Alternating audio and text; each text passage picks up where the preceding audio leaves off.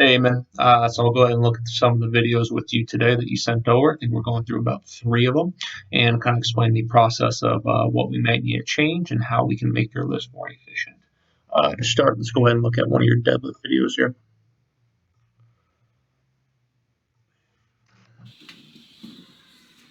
Beautiful. So already I noticed a huge difference here. Your hips used to be below your knees, like a legal squat, you could say, like breaking 90 degrees. And no longer are you squatting into it. You're finally keeping your hips really high, and that's making it break off the ground a lot easier and the rep to be more efficient. So really like what I see there. Looks awesome. Really, really nice. Oh, making the next reps better as well. Beautiful. Yeah, huge difference there. Huge difference. Really like what I saw there. Hips again, way higher.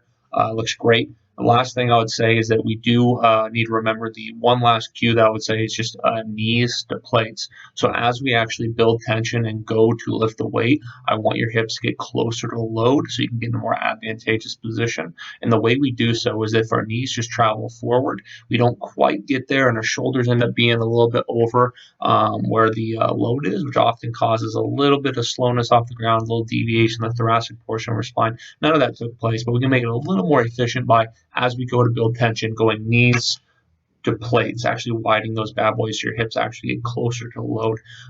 One thing that could be going on though, we could lack a little external rotation in our hip. That's actually really common with many individuals. So I do want to go ahead and work on a tactical frog, a really good hip external rotation drill right before we do sumos next week. So I'll go ahead and send you over that video. And normally I'm not a huge fan of doing the tactical frog or other stretches like it. It's a static stretch right before lifting because it can mitigate your power output. More of a fan of a dynamic warm up. But at the same time, when it comes to increasing efficiency of positional demands of a lift, it is a good idea. So we'll go ahead and do some tactical frogs before we do sumos next week, which I'll send to you. Look at the next video.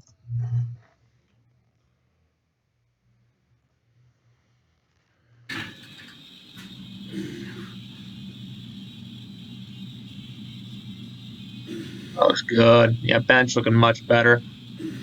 10 times better.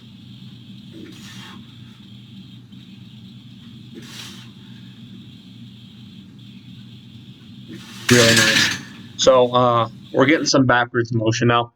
We're getting quite a bit of backwards motion. It looks really good. Pushing towards the spotter's face looks a lot more efficient. I think I'm going to go ahead and add some tempo work if we're not doing it already. That'll help to kind of ingrain the new motor pattern into your system and have you recruiting more muscle fibers for it. The one last suggestion I would make is in long-term ceiling building, it won't feel great at first. Trust me, I used to have about a grip like this, 100% tricep dominant, and it used to be kind of a squirrely motor pattern as it went down, but I got really strong from there. And eventually I realized to raise my ceiling and to get to the numbers I want to get to, I have a grand goal of hitting a 500-pound bench. I had to get wider. I just had to. And that actually increased the efficiency of my bench press as well. So I went from here and over the years, wide, and now I get about as wide as I can get to be legal in a competition to a great benefit. So I do think that you can greatly increase your ability to control the weight, along with increasing the muscle fibers recruited. If we go from here, thinking 2 to 3 finger widths wider on each side, won't feel great at first, won't hurt or anything like that, but in terms of power production, it's going to feel a little foreign to you at first, but once your body adapts, anywhere from 6 to 8 weeks, you'll really start feeling the benefits and increases in load on the bar. So I do think that's going to be a good idea long term. You don't necessarily have to by any means. Your bench is already killing it, looking much better. The path or the bar path and the patterns much better. But I do think long term ceiling building, any athlete that I've ever dealt with, along with my own personal experience, going wider is typically a good idea, especially if your bench press looks the way yours does right now. So I do think it's going to be a great idea for long term development. So go ahead and think about that, fiddle around with it a little bit. Lastly,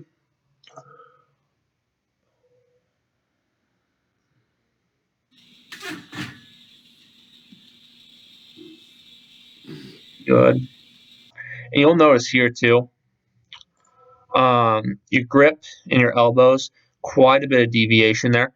The way that we're currently sitting is ideally nice and stacked. There is a one caveat there is that we can end up having too wide of a grip. This actually sometimes increases tension. You'll notice a lot of elite level benchers actually have a grip that they're not quite perfectly stacked because they're a little too wide, and that's okay to a certain extent. But the last thing we want is our grip to be too close. If we're not stacked because our elbows are further out than our wrists, that has no real advantage to it, and you're not going to quite get some of the larger primary movers fully engaged. And on top of that, it does reduce power output a little bit to not be in as stacked a position. So you definitely saw it in the floor press. What I want to do is go from here, elbows out further than your wrist, to here. Nice, beautifully stacked, ready to produce force and demonstrate your full strength. So let's go ahead and think about that. That's kind of another example of the widening your grip a little bit. Start that back. Again, just elbows further out than wrist. You want to avoid that. And last thing I say with the floor press, you'll notice that your elbows aren't quite touching, especially the first few. Ideally, there's a little bit of a gap there pretty consistently. And it looks really good besides that, though. Good bar path, pushing towards the spotter's face. I really like your setup here. It looks like you're building a lot of tension. The one caveat, or the one thing that I would say, is not only widening grip, but also with the floor press, we want to make sure that we go down, our elbows are like fully rest on the ground. So if the floor had sensors or something like that, it would feel the full amount of the load that's in your hands. So you want to actually rest them for a second, then press off the floor, instead of just kind of, because you got some big old triceps, so I think your triceps are touching but not quite your elbow.